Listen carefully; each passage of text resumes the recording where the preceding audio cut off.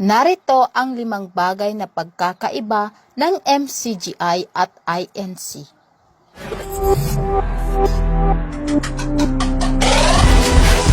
Number 5. Pag-aasawa.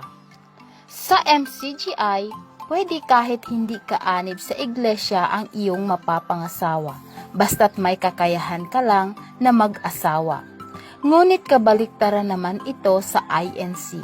Dahil mahigpit na ipinagbabawal at isa din ito sa kanilang doktrina na hindi pwede mag-asawa na hindi kaanib sa kanilang iglesia.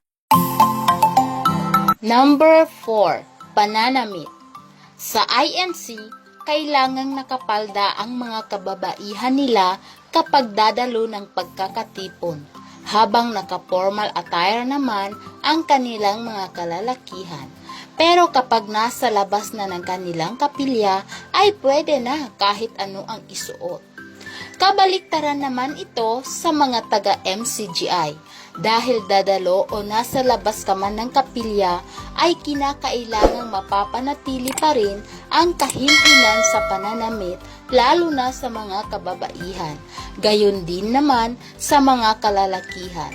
Ito'y mababasa sa unang Timoteo 2:9. Number 3. Buhok. Sa INC, maiksi at hindi mahahaba ang mga buhok ng kanilang mga kababaihan at hindi rin nila ipinagbabawal ang pagputol ng mga buhok sa mga kababaihan nila. Kabaliktaran naman ito sa mga taga-MCGI sapagkat mahigpit na ipinagbabawal sa mga kababaihan nila ang pagputol ng kanilang mga buhok sapagkat ito'y nagsisilbing lambong sa kanila. At ito'y mababasa sa Biblia sa unang Korinto 11:4 hanggang 10. Number 2.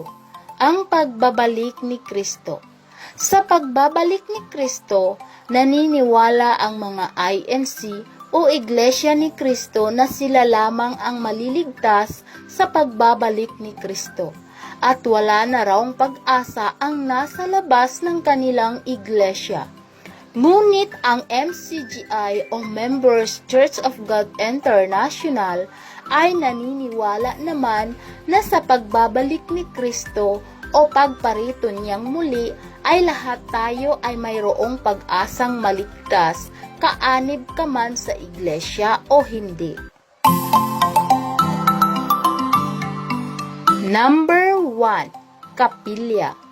Kabilang sa mga relihiyon sa ating panahon ngayon ang INC na mayroong magaganda at malalaking kapilya.